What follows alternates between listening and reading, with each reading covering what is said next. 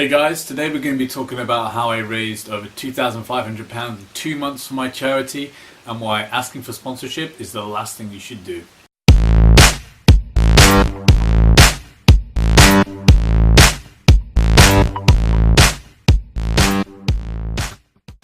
Hey guys, so as I said, today we're going to be talking about how I raised the money for my charity for the marathon, how you can do the same in just a short amount of time.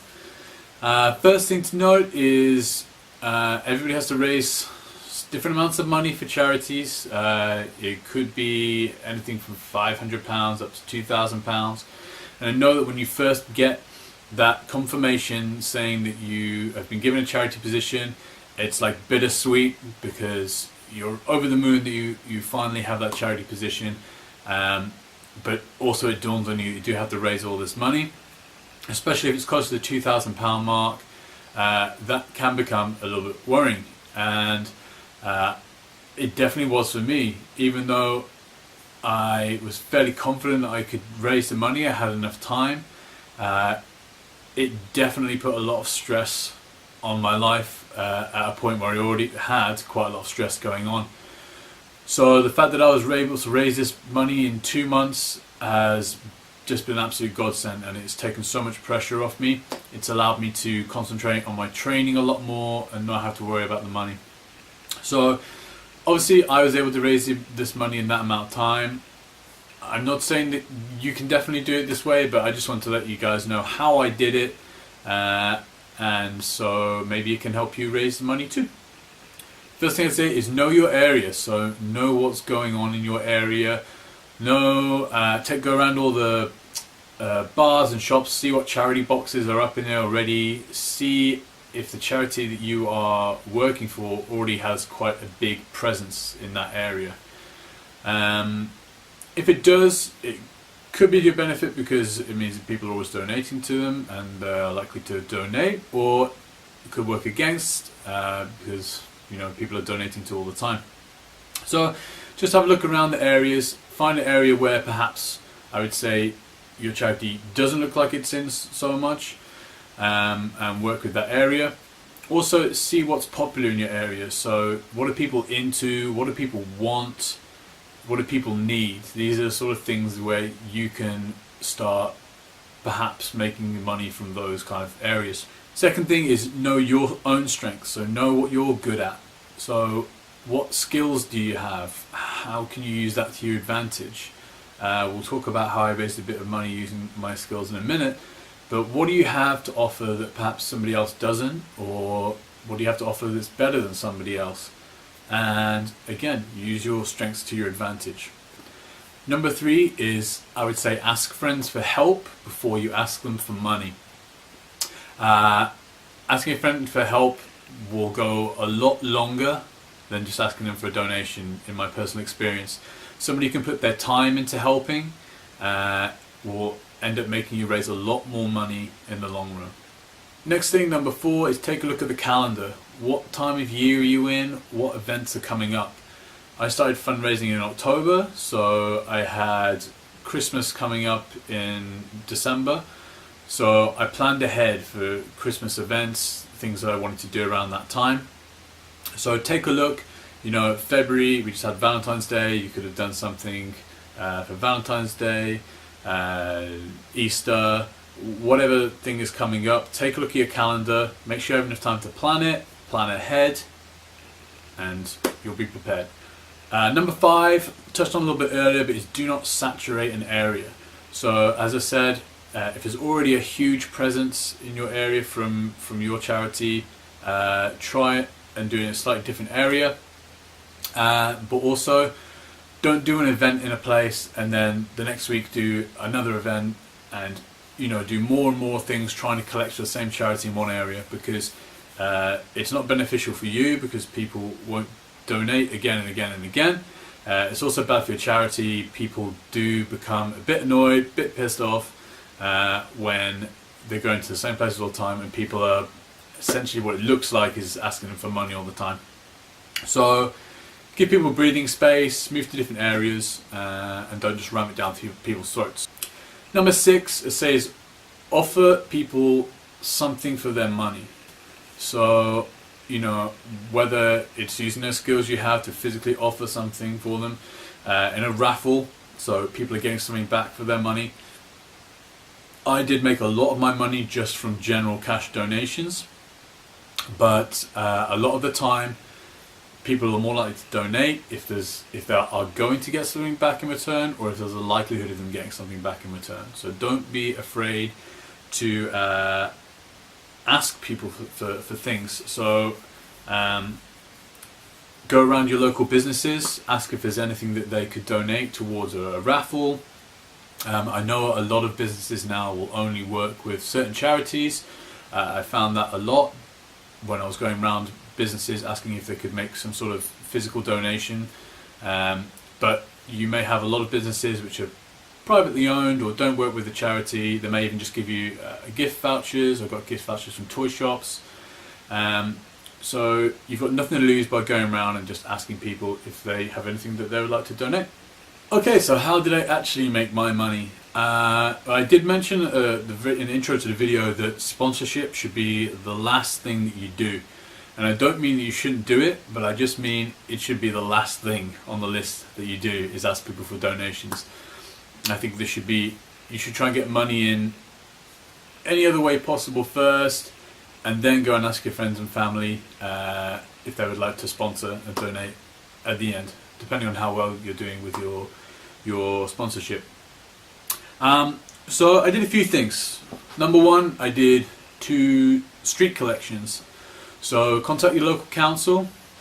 Make sure you work with your charity to get something official looking. So I had the proper collection buckets, which you'll need if you're going to be doing a street collection anyway on like council property. I had dog costume, so that probably helped me raise more money than anything else was having that costume. I'll show you a picture of it here maybe. People are drawn into things like that. So I did 2 street collections, got permission from the council. It will take about 4 weeks to get that permission to come through. So if you're going to apply for a couple of dates, and make sure you give it enough time to plan for it. So I did 2 Saturdays because they're the busiest days. I did 6 hours each day, and from doing that I raised £550 alone for just those 2 days. People in my area are very, very generous, and I would definitely say that it's the older generation and the people who seem to have the least money actually that give the most. And I was really taken aback by doing it. Just the kind of people who were giving me money, a lot of older people in the filling around the purses for coins. There was a slight touch of guilt because I could tell that a lot of these older people didn't have a lot. But if you're going to be doing a street collection, please, 2 things that you should make sure that you do or don't do. 1, don't shake your bucket at people. 2, don't stand in the way of anybody. So when I was doing my collections, I was never shaking my bucket, and I stood to the side of the street. I wasn't blocking a doorway, an entrance, anything like that. If people wanted to come to me to give money, that's what they did. And just by doing that, I raised over £550. So a little bit of good karma by not throwing yourself down someone's throat.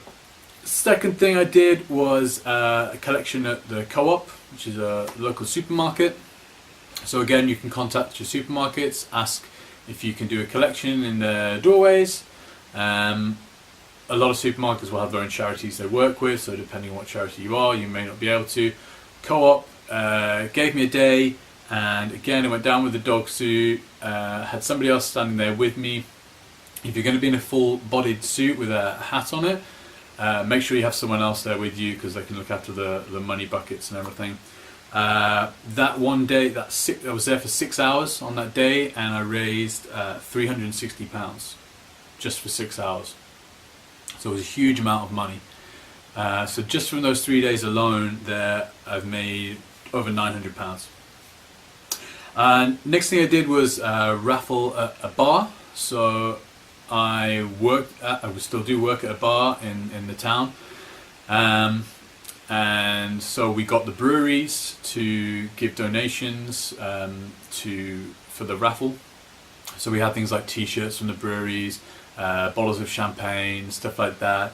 If you don't work in a bar yourself, I think almost everybody knows somebody who works in a bar, so hit them up about doing some sort of charity raffle. You can make quite a bit of money that way. I did it on a very, very quiet week. In hindsight, it wasn't the best week for me to do it. Still, I raised £190 doing that. And you know, that's just from having a bucket behind the bar. You get people to bring the prizes in for you. It's not a lot of work for you to do. You make some posters, put it up, sit back and watch the donations come in. So that was great. Made almost £200 doing that.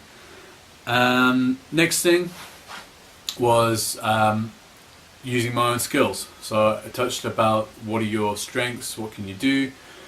So I thought, well, I'm good at building things. I worked in a bar. I was still working in a bar. And we throw away a lot of empty bottles all the time, a lot of empty gin bottles. It's a gin bar. So I thought it's a real waste of these gin bottles. So I started making lamps out of the bottles. So I make like table lamps and lamps with lights inside. And whilst there is some cost in making those, you know, you take that back out when you sell the lamps. So that's an ongoing thing. I'm selling those lamps all the time.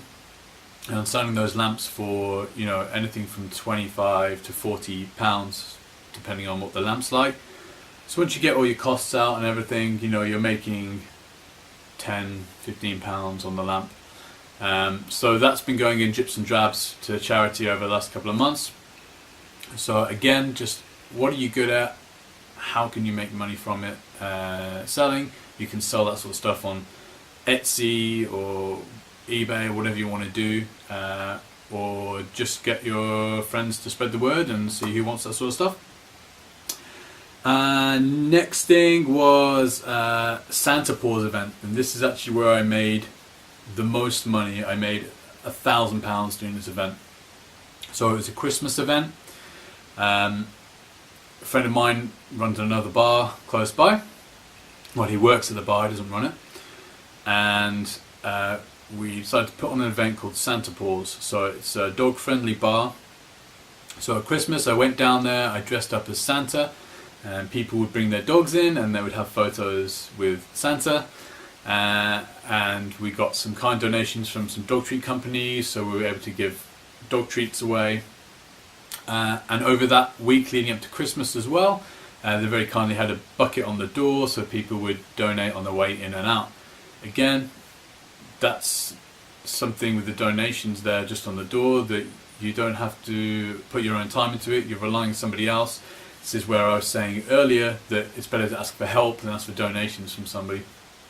So between that Santa Paws event and that weekend on the door, we made £1,000, which is, you know, half my money right away. So you would be surprised at the amount of money you can get from things like that. One last thing we got was donated some football tickets. So you can contact your local ground, something like that. We got donated some director seats tickets actually to a Birmingham City Derby game, and some very nice gentlemen. I did a silent auction for that, so the highest bidder in a silent auction won the tickets. So we raised another £220 doing that. So you see these big chunks of money doing these big things, but there's only 6 or 7 things I did there and I'd raised the entire amount of money. So other things I have planned, we are going to do a bake sale. I don't think it's going to make as much money as the other things, but now I'm up to about £2,500, so any extra money is great right now. As you can see, I haven't even asked friends or family for sponsorship yet at this point. So that is going to be the last thing to do, really, is say, hey everybody, I'm doing great with my sponsorships. I'm doing great with my fundraising. So if anyone would like to sponsor me for the race, here's how you can do it. Here's my page, fundraising page. On on that point, I would say if you're going to do a fundraising page, guys, make sure that all the money from it is going to go to the charity. So mine is a Virgin Money giving page, 100% of that money goes to the charity. There are some other pages out there, especially some very popular fundraising pages, where not 100% of your money is going to go to the charity. So make sure you have a page that all the money goes towards the charity. So far, guys, that is how I made all my money. That was just in 2 months. So now it's just going to be drips and drabs. I'll still get money from the lamps coming in. I got some collection boxes from the charity, so I've put those in a couple of bars, and money's coming in from those all the time. It's not quite as much, but you'd be surprised. Every little bit adds up. So if you do have to raise a great amount of money, don't panic. It can be done. Just sit back, relax, think about where you can put your time in, where you can put your skills in. Think about your circle of friends, how they can help, because it's a chain reaction. The more people you can get to help you, the more money is going to come back to you, and the more money is going to come to the charity. I have enjoyed every single moment of raising the money. I didn't think I would. It's a fantastic charity that I've been working with Guide Dogs UK. So I've been more than happy to raise the money for them, and I'm going to continue to do so. So good luck with your fundraising. I hope you found some of this information useful, and good luck.